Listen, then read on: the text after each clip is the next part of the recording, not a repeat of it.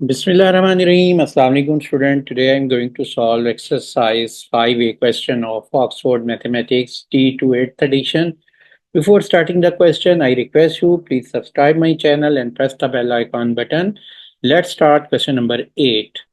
Question 8. The first five terms of sequence are 4, 6, 16, 40 and 85. Explain if the terms belong to a quadratic or cubic sequence. Find in terms of n term formula for general term of sequence. देखें यहाँ पर first 5 values दी हुई हैं एक sequence में की, और वो हैं 4, 66, 16, 40, 84। अब इस सीक्वेंस में आपने ये बताना है कि ये कौन सा सीक्वेंस है। तो आपको मालूम है अगर फर्स्ट डिफरेंस हम लेंगे, फर्स्ट डिफरेंस अगर कांस्टेंट हुआ तो वो लीनियर होगा। फिर हम सेकंड डिफरेंस लेंगे, अगर सेकंड कांस्टेंट हुआ तो वो क्वाड्रेटिक होगा। और अगर सेकंड डिफरेंस भी कांस्टेंट नहीं है तो थर्ड डिफरेंस लेंगे, अगर वो सेम आया तो हम वो हमारा क्यूबिक सीक्वेंस होगा। तो पहले हम फर्स्ट डिफरेंस लेते हैं। 6 - 4 कितना होता है? 2। 16 - 6 क्या वैल्यू आ जाएगी? 10। फिर 40 - 16 क्या वैल्यू बनती है? 24। और 84 - 40, 44। फर्स्ट डिफरेंस कांस्टेंट नहीं है, तो यहाँ पर ये हमने लिख दिया फर्स्ट डिफरेंस। अब आपने सेकंड डिफरेंस जो है वो लेना है। तो सेकंड डिफरेंस इसका नोट करो कि सेकंड डिफरेंस क्या आ रहा है। तो ये है 10 - 2 8, और 24 - 10 14, 44 - 20, ये भी कांस्टेंट नहीं है। तो सेकंड डिफरेंस की वैल्यू भी कांस्टेंट नहीं है। इसका मतलब ये है कि ये सीक्वेंस जो है क्वाड्रेटिक सीक्वेंस नहीं है। तो अब हम इसका थर्ड डिफरेंस लेते हैं। तो थर्ड डिफरेंस 14 - 8 क्या वैल्यू बनती है? 6 आ रही है। और 20 - 14 भी 6 है। तो जो हमारा थर्ड डिफरेंस है वो सेम है, तो इसलिए ये सीक्वेंस का नाम लिख देंगे हम क्यूबिक सीक्वेंस। तो पार्ट फर्स्ट में का जो आंसर है above sequence is cubic sequence. Next है part second. Part second, find in terms of n a formula for the general term of the sequence. देखें यहाँ हमारे पास सीक्वेंस दिया हुआ है 4, 6, 16, 40 एंड 84। इस सीक्वेंस का की जनरल टर्म का आपने फार्मूला ड्राइव करना है इन टर्म्स ऑफ एन। तो जनरल टर्म का formula in terms of m हम कैसे ड्राइव करेंगे? पहले हम देखेंगे कि ये सीक्वेंस कौन सा था। आप देखें कि हमने पार्ट फर्स्ट में एक्सप्लेन किया है कि ये एक क्यूबिक सीक्वेंस है। इस सीक्वेंस का जनरल फार्मूला ड्राइव करने से पहले हम एक जनरल फार्मूला क्यूबिक सीक्वेंस का लिख देखते हैं। वो क्या है? वो है Tn equal to AN³ plus BN² plus CN plus T। तो ये इसका जर्नल फार्मूला है। और इस जर्नल फार्मूले में अगर हम A B C D की वैल्यू इस सीक्वेंस के अकॉर्डिंग फॉर्म होती हैं, अगर हम वो कैलकुलेट कर लें, journal formula for this sequence form हो जाएगा। तो देखो हम इसको कैसे फॉर्म करेंगे कि सबसे पहले यहाँ पर आपने क्या करना है कि फर्स्ट वैल्यू लिखनी है, इसकी इक्वेशन लिखेंगे। और फर्स्ट वैल्यू यहाँ पर नोट करो क्या आ रही है, वो है 4। और इन टर्म्स ऑफ टी क्या बनती है? वो T1 बनेगी। तो T1 इक्वल टू 4। सेकेंड जो इक्वेशन है वो आप नोट करो कि वो क्या होगी, फर्स्ट वैल्यू फर्स्ट डिफरेंस। तो फर्स्ट डिफरेंस की फर्स्ट वैल्यू क्या है? 2। तो आपने 2 लिख लिया, और साथ में इन टर्म्स ऑफ टी क्या बनती है? देखो T2 में से T1 को माइनस किया है तो 2 आया है, तो ये हमने लिख दिया T2 माइनस T1। तो ये किसके इक्वल आ रहा है? Equal to 2। नेक्स्ट है first value of second difference. First value of second difference क्या आ रही है?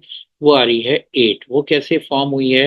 वो देखो वो फॉर्म हुई है 10 - 2 से। और 10 कहाँ से आया है हमारे पास?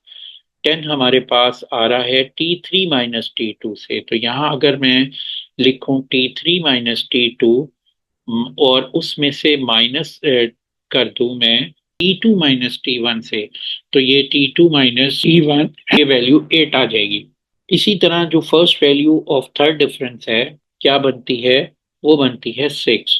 और इन टर्म्स ऑफ टी आपने उसको कैसे कैलकुलेट किया होगा, वो कैलकुलेट हुई है डिफरेंस लेने से, सेकंड डिफरेंस की second value minus first value of second difference. In terms of T अभी हम इसको देखते हैं क्या वैल्यू आती है। देखें T1 T2 T3 की वैल्यू को कैलकुलेट करने के लिए अगर हम T1 को कैलकुलेट करें तो आपको मालूम है n की रिप्लेस पे अगर मैं 1 रखूं तो ये 1³ 1 होता है, तो ये a आ जाएगा। और इसी तरह यहाँ पर n square b n square में एन की रिप्लेस पे 1 रखें तो ये वैल्यू b हो गई है।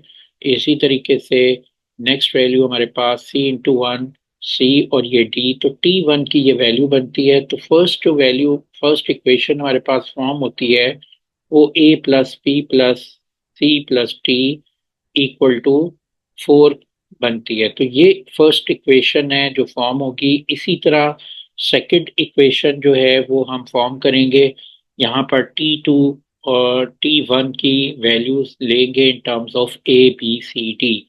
तो जब हम in terms of A B C d T2 और T1 की वैल्यू का डिफरेंस लेते हैं तो वो डिफरेंस आता है हमारे पास 7a plus 3b plus c equal to 2। इसी तरह नेक्स्ट जो T in terms of T3 T2 का डिफरेंस लें और फिर T2 और T1 का डिफरेंस लें और उससे जो वैल्यू बनेगी in terms of A B c वो बनती है 12a प्लस 2b, और इस ये किसके इक्वल आ रही है 8 के। और यहाँ पर जो first value of third difference वो बनता है second value of second difference minus first value of second difference. तो ये जो in terms of A B C d बनता है वो बनती है 6 इक्वल टू 6।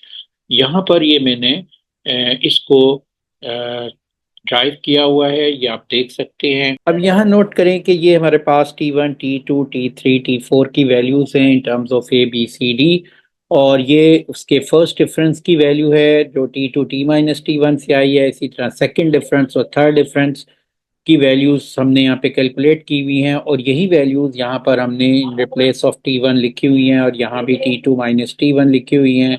और इसी तरह first difference first value of second difference left side पे in terms of A B C की जो वैल्यू बनती है वो लिखी हुई है, और इसी तरह last first value of third difference लिखी हुई है। ये हमने कैसे कैलकुलेट की हैं कि T1 जो है T2 कैसे कैलकुलेट करेंगे कि जो क्यूबिक सीक्वेंस है उसमें n की रिप्लेस पे टर्म नंबर है वो लिख देंगे। जैसे फर्स्ट टर्म जब हम ले रहे हैं तो n पे 1 n इक्वल टू 1 रखेंगे। तो ये देखें फर्स्ट इक्वेशन है, यहाँ पर Tn equal to a into 1³ हो जाएगा क्योंकि n की रिप्लेस पे 1 रखा है। इसी तरह b इंटू 1² हो जाएगा और ये c इंटू 1 और प्लस टी, तो ये वैल्यू आ जाती है a plus b plus c plus t. इसी तरह n इक्वल टू 2 हम इस इक्वेशन में पुट करेंगे तो ये जब इसमें सब्स्टिट्यूट करेंगे तो a×2³ बन जाती है वैल्यू, और इसी तरह b×2² प्लस c×2 और प्लस टी। तो ये जब हम सिंप्लीफाई करते हैं तो 8a plus 4b plus 2c plus 2d आ जाएगा। इसी तरीके से T3 T4 वैल्यू कैलकुलेट कर लोगे और ये हमारे पास in terms of A B C D values आ जाती हैं। फिर आप इसका डिफरेंस ले लेते हो। फर्स्ट डिफरेंस जो हमारे पास T2 माइनस T1 है इसका फर्स्ट डिफरेंस बनता है 8a में से a को सब्ट्रैक्ट करो 7a, 4b में से b को सब्ट्रैक्ट करो 3b, और 2c में से c को सब्ट्रैक्ट करो प्लस c आ जाएगा, d से कैंसिल हो जाएगा। उसके बाद आपने यहाँ हमने इस इक्वेशन में ये देखे T2 माइनस T1 पे 7a plus 3b plus c लिख दिया है। इसी तरीके से अगर मैं सेकंड डिफरेंस देखूं तो वो क्या बनता है, वो बनता है ये फर्स्ट डिफरेंस की सेकंड वैल्यू और फर्स्ट डिफरेंस की फर्स्ट वैल्यू के बिटवीन। तो ये है 19a plus 5b plus C minus 7a plus 3b minus C, तो ये आंसर आ जाएगा 12a प्लस 2b। और इसी तरीके से थर्ड डिफरेंस जो है वो हमने कैसे कैलकुलेट किया है, वो हमने कैलकुलेट किया है कि जो सेकंड डिफरेंस की फर्स्ट वैल्यू और सेकंड डिफरेंस की सेकंड वैल्यू हमने कैसे ली थी, ये दोनों वैल्यू का डिफरेंस ले लिया, ये जो हमारे पास आ रही थी इनका डिफरेंस। अब इन दोनों के बिटवीन जब डिफरेंस लेंगे 18a+2b और -12a+2b, इसको आप डिफरेंस लेके देखें, 18a में से 12a माइनस करें 16a और 2b से कैंसिल हो जाएगा तो ये 6a आ जाएगा। इस वे से हमने ये 6 थर्ड डिफरेंस की वैल्यू 6a आ रही है और in terms of A B c second difference 12a+2b है। तो यहाँ हमने देखे ये मेंशन कर दिया है first value of second difference 12a+2b और इसी तरह यहाँ पर थर्ड डिफरेंस की जो वैल्यू आ रही है in terms of A B c वो 6a आ रही है। तो आपने इसको डायरेक्टली करना है एग्जाम में, ये इक्वेशन जहन में रख लें for cubic sequence k+b+c+d, first value of the sequence लिख दें, फिर फर्स्ट 7a+3b+c इक्वल टू किसके रख लें, फर्स्ट वैल्यू ऑफ फर्स्ट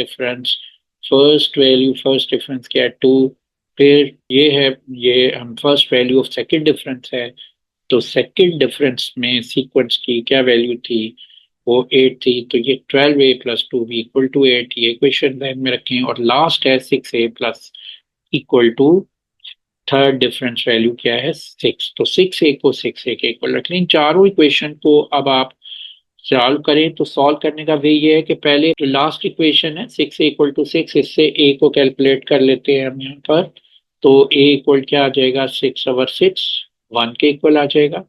फिर इस वैल्यू को सब्सटीट्यूट करते हैं यहाँ पर इस इक्वेशन में 12 इंटू ए की रिप्लेस पे 1 लिख दिया प्लस 2b इक्वल टू 8, तो ये वैल्यू क्या बन जाएगी 2b इक्वल टू 8 माइनस 12 और ये आंसर आ जाएगा -4, 2b इक्वल टू -4 और b इक्वल टू -2। अब आपने b की वैल्यू को सब्सटीट्यूट करना है सेकेंड इक्वेशन में, तो b a की वैल्यूज को substitute the value of a b c in this equation, तो यहाँ हम लिख देते हैं substitute value of a b, तो ये 7 इंटू a क्या है 1, 3 इंटू बी क्या है -2 प्लस सी इक्वल टू 2, तो ये वैल्यू हो जाएगी 7 - 6 प्लस सी इक्वल टू 2 और ये वैल्यू बनती है -1 plus c equal to 2, c equal क्या आ जाएगा 1 के इक्वल आ जाएगा। अब आपने सी की वैल्यू 1 आ गई है, तो अब आपने यहाँ पर इस ए बी सी की वैल्यू को इस इक्वेशन में सब्सटीट्यूट करना है, तो यहाँ पर देखें कि ए के रिप्लेस पे 1 आ गया है, बी जो है -2 है और सी 1 है और d as it is equal to 4, तो ये वैल्यू आ गई 1 - 2 + 1 प्लस डी इक्वल टू 4 और ये वैल्यू बन गई है 2 - 2 0 होता है, डी इक्वल टू 4।